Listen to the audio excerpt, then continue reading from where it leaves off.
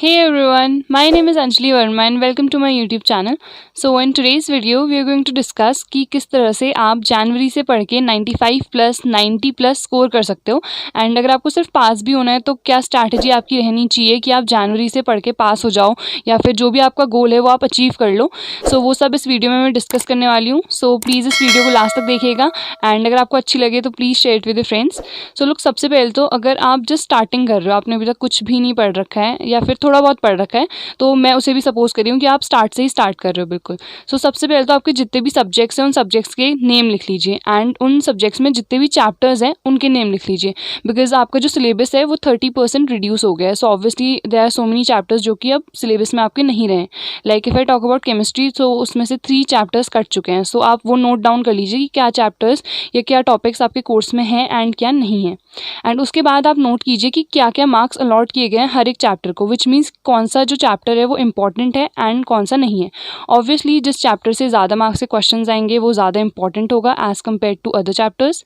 And जितने भी topics हैं वो उसमें से मोस्ट इंपॉर्टेंट टॉपिक्स क्या हैं ना। मोस्ट इंपॉर्टेंट टॉपिक्स आपको कैसे पता चलेंगे? अगर आप जो प्रीवियस ईयर क्वेश्चन पेपर्स हैं उन्हें देखेंगे so you will get to know कि क्या टॉपिक जो है वो इंपॉर्टेंट है एंड क्या नहीं है।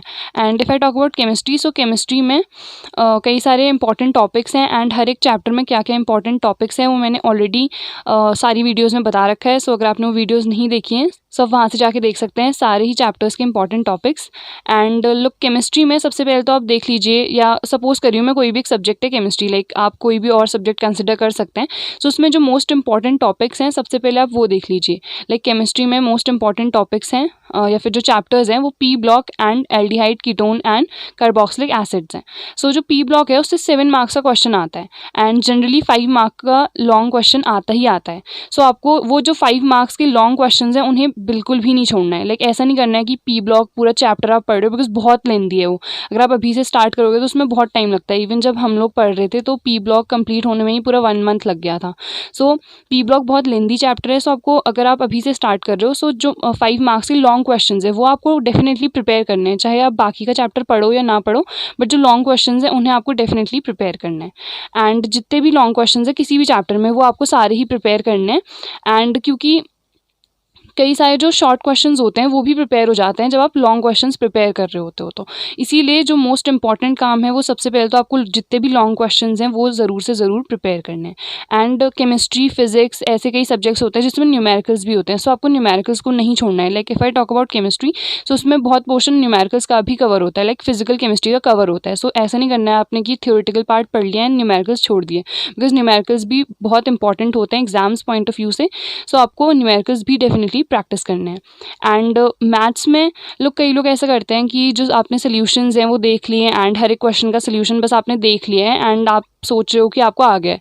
बिल्कुल भी नहीं होता है ऐसा, बिकॉज मैं अपने पर्सनल एक्सपीरियंस से बता रही हूँ। जब तक मैं सिर्फ देख के पढ़ती थी कि हाँ मैथ्स में ये प्रोसीजर होगा इस क्वेश्चन का, तब तक मार्क्स ही नहीं आते थे बिकॉज हम भूल जाते हैं, इतने सारे क्वेश्चंस रटेंगे थोड़ी। तो इसीलिए हमें प्रैक्टिस डेफिनेटली करनी चाहिए। हर एक क्वेश्चन की प्रैक्टिस जब तक आप खुद नहीं करोगे तब तक आपको बिल्कुल भी समझ में नहीं आएगा। एंड हर एक क्वेश्चन को आपको खुद से सॉल्व करना चाहिए जब तक आपका सही आंसर नहीं आ जाए तब तक। विच मीन्स कि अगर आप हाफ कर रहे हो एंड आप सोच रहे हो आगे तो ये सॉल्व हो जाएगा, तो ऐसे नहीं छोड़ना है। जब तक आपका करेक्ट आंसर नहीं आ जा रहा है तब तक आपको उसको खुद ही सॉल्व करते रहना है। एंड अगर आपको नहीं आ रहा है तो जो ऑफलाइन सोल्यूशंस होते हैं उनकी भी लिंक्स मैंने अपनी प्रीवियस वीडियोज़ में प्रोवाइड कर रखी हैं। तो आई थिंक ऑफलाइन सोल्यूशंस आपको डेफिनेटली डाउनलोड करने चाहिए। मैंने तो सारी ऑफलाइन सोल्यूशंस डाउनलोड किए थे, तो आप भी ज़रूर से ज़रूर उन्हें डाउनलोड कीजिए। एंड मैथ्स एक ऐसा सब्जेक्ट है जिसमें आप बिना रिविजन के कुछ नहीं कर सकते। तो अगर आप सिर्फ एक दिन पढ़ लिया एंड अगर आप सोच रहे हो कि एग्जाम में जाके आप सीधे कर लोगे, तो ऐसा नहीं होता है। तो आपको रिवीजन करते रहना चाहिए because there are so many formulas, हर एक क्वेश्चन में अलग अलग मेथड लगती है सॉल्व करने की। सो इसीलिए आपको रिवाइज करते रहना चाहिए। जितने भी फॉर्मूलाज हैं, जितने भी मेथड्स हैं, हर एक क्वेश्चन को सॉल्व करने की वो आपको डेफिनेटली रिवाइज करना चाहिए। Now we are talking about कि किस तरह से आप किसी भी चैप्टर को कवर कर सकते हो। लाइक सबसे पहले तो आप नोट डाउन कर लो कि क्या क्या टॉपिक्स हैं उस चैप्टर में एंड उसके बाद नोट्स बनाइए आप हर एक चैप्टर के। अगर आपको लगता है कि अभी आपके पास टाइम नहीं है नोट्स बनाने का, सो मैंने अपने जितने भी नोट्स है केमिस्ट्री के सारी चैप्टर्स के प्रोवाइड कर रखे हैं। लिंक आपको डिस्क्रिप्शन में मिल जाएगी, तो आप वहाँ से जाके डाउनलोड कर सकते हैं। एंड हर एक चैप्टर में इंपॉर्टेंट टॉपिक्स होते हैं, सो उन इंपॉर्टेंट टॉपिक्स को आप डेफिनेटली प्रिपेयर करें। बिल्कुल भी इंपॉर्टेंट टॉपिक्स को आप बिल्कुल भी मत छोड़िएगा, बिकॉज चाहे आप जो नॉन इम्पॉर्टेंट टॉपिक्स हैं उनको छोड़ भी दें, बट मैक्सिमम प्रोबेबिलिटी यही होती है कि जो इंपॉर्टेंट टॉपिक्स हैं वो आते ही आते हैं। लाइक अगर मैं अपने एग्ज़ाम की बात करूँ, सो जब एग्ज़ाम पेपर मेरे सामने आया था, आई वाज़ लाइक ये सारा पेपर तो मेरे को पता है, इसीलिए मेरे 100 मार्क्स आए थे, बिकॉज जितने भी क्वेश्चंस उसमें थे वो सारे इंपॉर्टेंट क्वेश्चंस थे एंड या फिर वो प्रीवियस ईयर क्वेश्चन पेपर्स में आ चुके थे। सो मैंने वो सारे प्रैक्टिस किए थे, इसीलिए मेरे 100 मार्क्स आए थे केमिस्ट्री में। सो आई थिंक जो इंपॉर्टेंट टॉपिक्स हैं उनको तो आपको बिल्कुल भी नहीं छोड़ना चाहिए। एंड देन उसके बाद जो प्रीवियस 10 ईयर क्वेश्चन पेपर्स होते हैं वो बहुत इंपॉर्टेंट हैं। लाइक मैंने अभी आपको बताया कि जितना भी हमारा पेपर था वो maximum previous year question papers से ही आया था। सो इसीलिए आपको प्रीवियस 10 ईयर क्वेश्चन पेपर्स तो डेफिनेटली करनी ही चाहिए अगर आपको अच्छा स्कोर करना है। एंड अगर आपको सिर्फ पास होना है, so I think previous 5 year question papers enough रहेंगे। एंड जो इंपॉर्टेंट टॉपिक्स हैं एंड जो लॉन्ग क्वेश्चन है वो आप ज़रूर से ज़रूर प्रैक्टिस करें। नाउ अगर आपको सिर्फ पास होना है तो हार्ड वर्क करके अभी आपका कोई फ़ायदा नहीं है, बिकॉज अगर आप हार्ड वर्क करोगे, पी ब्लॉक जो चैप्टर है उसे पूरा पढ़ोगे तो उसका कोई फ़ायदा नहीं है, उससे कोई क्वेश्चन आएंगे नहीं। इसीलिए जो इंपॉर्टेंट क्वेश्चन हैं वो आप कीजिए। डू स्मार्ट वर्क है, not hard work.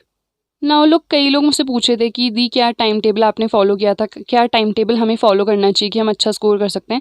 So honestly मैंने कभी भी कोई टाइम टेबल नहीं बनाया था, बिकॉज वो सबके साथ होता है कि हम खाली एक पेज लेके बैठ जाते हैं, उसमें टाइम टेबल लिखते हैं कि इस टाइम से इस टाइम तक हम ये करेंगे, इतना पढ़ेंगे, बट ऐसा कुछ भी फॉलो रियल लाइफ में होता नहीं है। सो इसीलिए मैंने कभी ऐसा टाइम टेबल बनाया भी नहीं, एंड जब बनाया था तो कभी फॉलो नहीं हुआ, इसलिए इसके बाद मैंने कभी नहीं बनाया।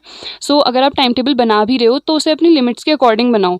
लाइक अगर आपकी जो कैपेसिटी है वो सिर्फ 2 to 3 आवर्स पढ़ने की है या 4 to 5 आवर्स पढ़ने की है, एंड आप उसे 15 आवर्स का बना दे रहे हो पर डे, तो उसका कोई फ़ायदा नहीं है, क्योंकि आप पढ़ोगे तो नहीं उस टाइम पे, खाली आपका टाइम वेस्ट ही होगा वो टाइम टेबल बनाने में। सो अगर आप टाइम टेबल बना भी रहे हो तो अपनी लिमिट्स के अकॉर्डिंग बनाओ, ताकि आप जितने भी आवर्स मेंशन कर रहे हो उतना आवर्स आप अच्छे से पढ़ सको, उस टाइम टेबल को आप अच्छे से फॉलो कर सको।